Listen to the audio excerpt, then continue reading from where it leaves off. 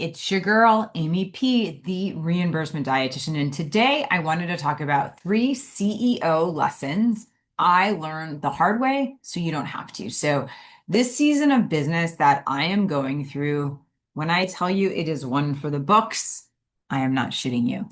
There have been growing pains, staff changes, unexpected chaos, a new puppy who we love in the mix, but you name it, shit has happened. And so one of the things I have learned as a business owner is no matter what business you have, there is always shit. And this particular season, there has been a lot of it. So I used to think that being the boss meant I had all of the answers. But the reality is, in this tough season that I'm going to spill the tea on, there's way more important things that I have learned. And what I have finally learned is that leadership isn't necessarily about control. It's about clarity. It's about systems and it's about resilience. So here are 3 lessons in this crazy season of business I have learned and what I feel like personally are some good actionable steps for you guys to take as well if you are in this hard season. So number one, and I'm sure a lot of you guys feel this way if you are owners, operators, bosses, probably parents in any capacity. It's okay to ask your employees to do things exactly the way you want them.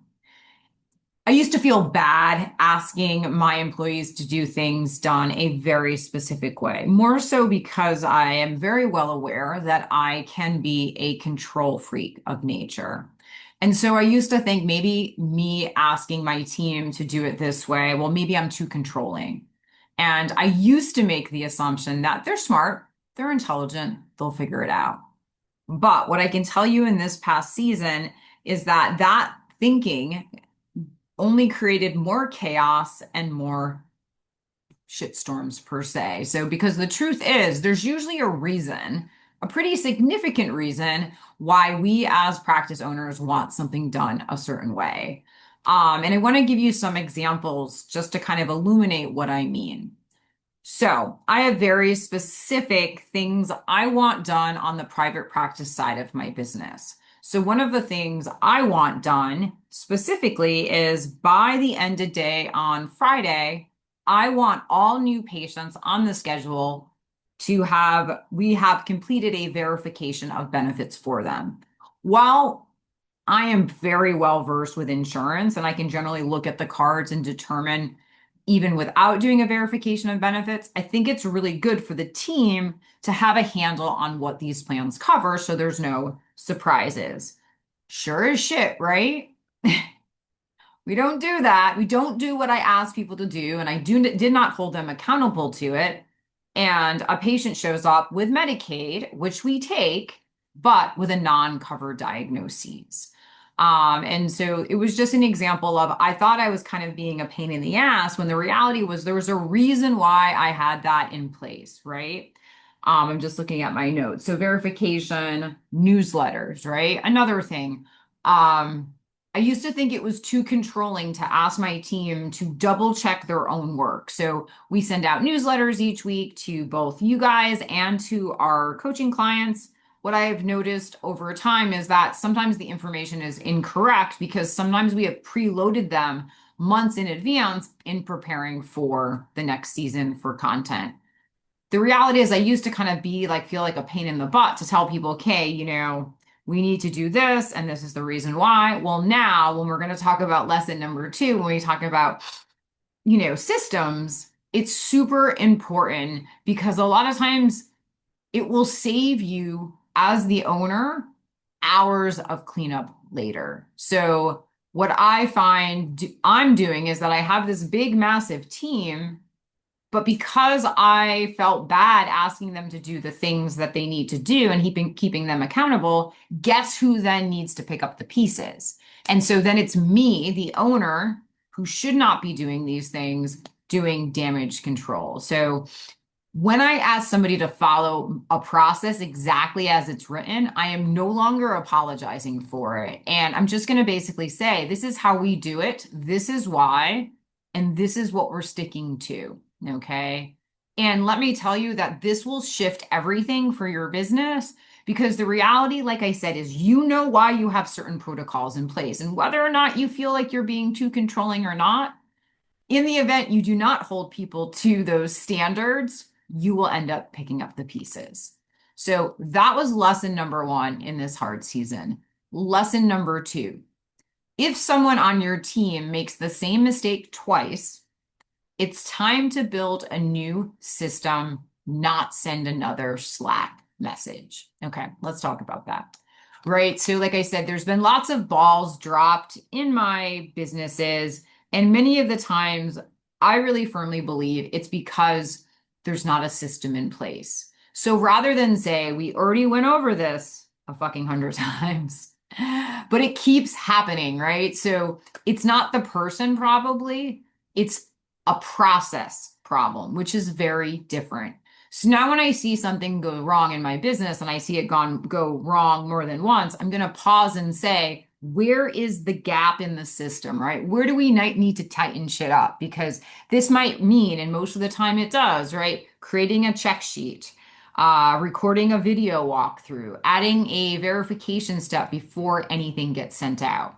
So I just want to I want to give some real world examples of situations when shit went wrong. And then I want to kind of teach you guys this. Well, just want to explain to you guys the system that went into place. So we've been firing off newsletters to our clients, posting reminders with incorrect information. It's not intentional. Say office hours are 11 to 12. You might have left off the one, so it says 11 to 2 p.m. This isn't an attention to detail issue, but this can really change how people show up. And I'm not going to be in Zoom at 2 p.m. I'm going to be there from 11 to 12 p.m., but not 2 p.m.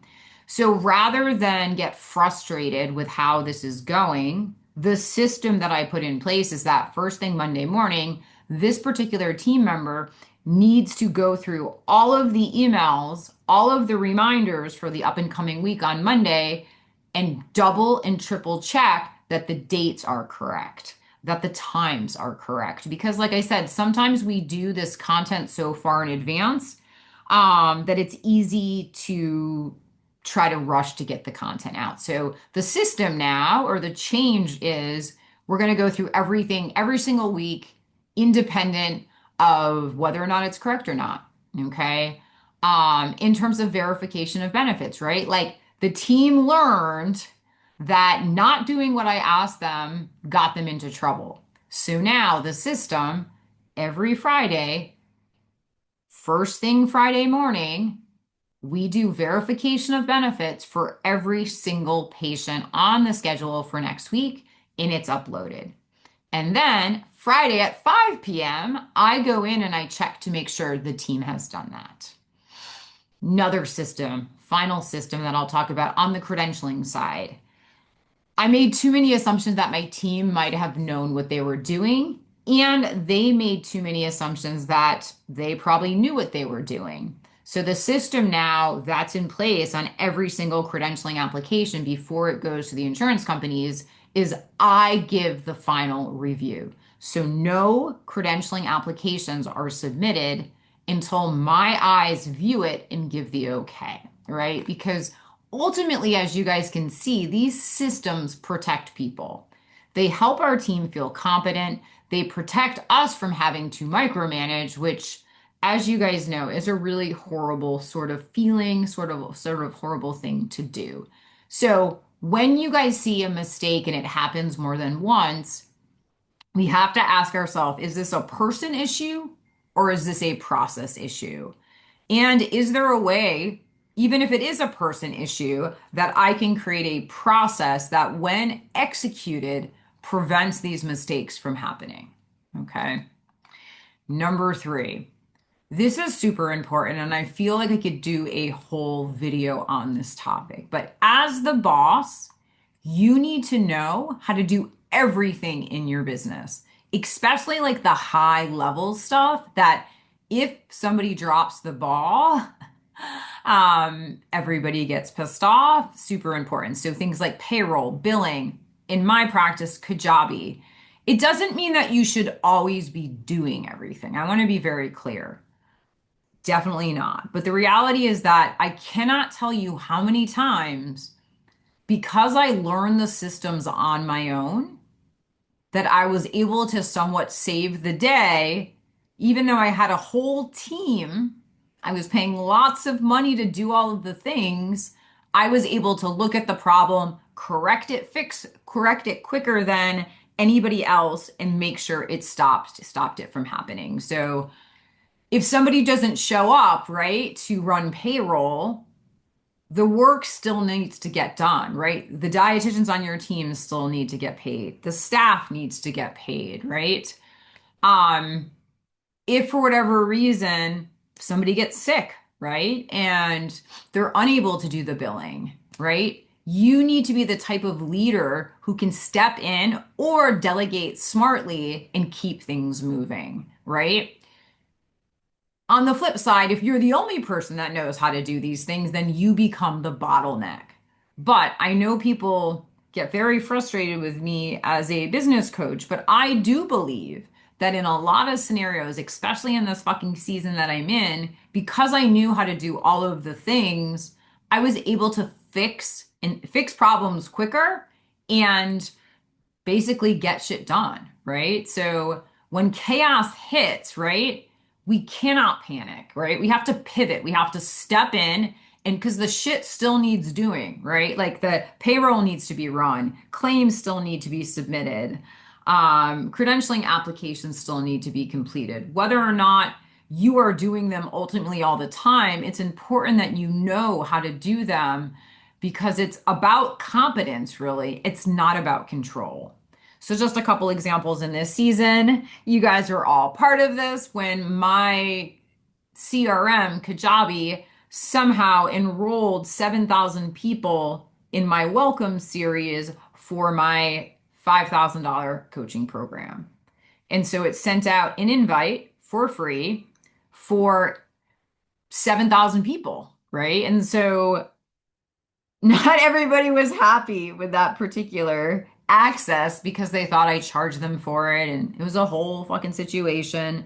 But it went on for like 2 or 3 days. And I think that happened on Wednesday. I woke up on Saturday morning and I looked into Kajabi and I think I had given my team way too much credit. And so in those 72 hours of chaos of all of these things going out, I just logged into Kajabi and I kind of looked straight at the problem and I was like, oh, okay, this thing is firing. Like, we just need to delete it. So, like, even though I was tortured for 72 hours, the reality is, had I said, hey, okay, Amy, you know how to do this, you've set these things up in the past, sometimes you, as the boss, you have to step in and do that, right? The same thing happened with payroll.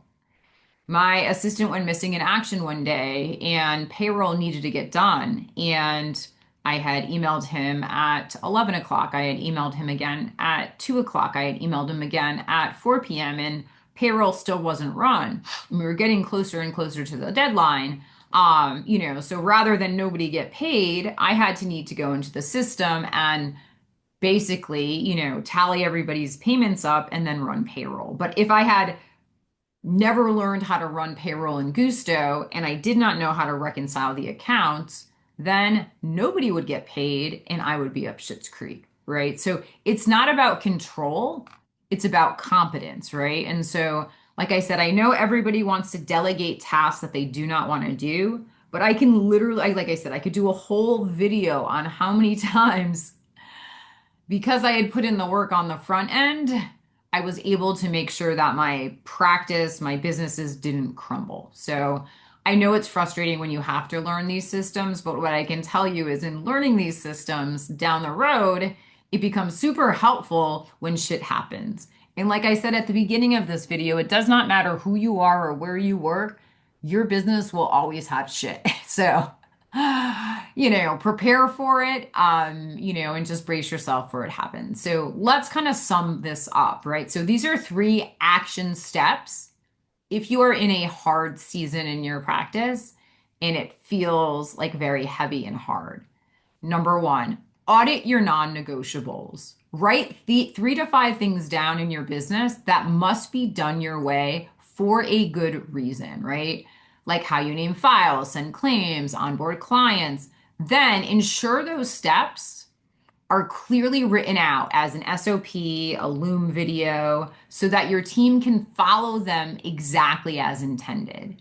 And then, like you're training a puppy, right? As you are delegating and asking for these things, we need to inspect what we expect, right? So if we put in a whole bunch of non-negotiables and nobody's checking if anybody's doing them, then that's not helpful at all, right? So number one, audit your non-negotiables and do not feel like an asshole because you are enforcing something in an event you're trying to prevent the chaos later on. Number two, turn repeat mistakes into repeatable systems, okay? Look at least 2 to 3 mistakes that frustrated you. I often say to myself, if I continue to be frustrated, it's my own fucking fault because I never put in a system that fixed that, right? So whether it be a misform, the wrong billing code, a scheduling error, instead of venting, ask yourself, what system? This is the thing I say to myself probably every day. Okay, what system can we put in place that prevented this, right? And then create it, a checklist, a template, an SOP, and then test it with your team this week to see how it works out, right? I love the saying like systems scale, fancy fails, right? So it's, like keep it simple in a checklist. And then you can even have your team just like literally like in a Google Doc or a Google Excel, like check off that they did all of the steps every single time, right? It doesn't matter. It's like, it's kind of like the saying, like when we say in the world of sales calls, follow the script, right? Follow the checklist, right? If you follow the checklist, nobody will get hurt. Okay. And then number three, and I know nobody, this is everybody's least favorite one, learn the back end of your business, right? Pick one area that you usually delegate. It might be payroll, it might be Kajabi automations, it might be claim submission. You probably handed off something that you didn't want to do, and there's a good possibility you never learned how to do it. So spend 1 hour learning how it actually works. And while you do not need to do it forever, you need to understand how it works so you are a confident and capable leader, right? So those are 3 of the gazillion of things that I have learned in this season, right? Number 1, it's okay to expect excellence and clarity. Number 2, mistakes mean it's time for better systems. Number 3, as the boss, know your business inside and out, especially the back end, because that's real leadership. And like I said, if you are in this season, I see you, I feel you, I'm sending you a giant hug. These moments, though, are the moments that build muscle, right? The kind that doesn't show up in your arms, but it shows up in your mindset. So if this resonated with you, give it a thumbs up, subscribe, drop a comment. Let us know what you are struggling in this season of your business, or even better, what are some systems? What are some things you have changed when you were in a hard season? And what did you change because of that? So hopefully that helps. I'm Amy Plano. I'm the reimbursement dietitian. I help dietitians just like you build and scale epic insurance-based private practices. We record content just like this. We release 1 video a week. So make sure you subscribe so you guys are the first ones to hear the deets.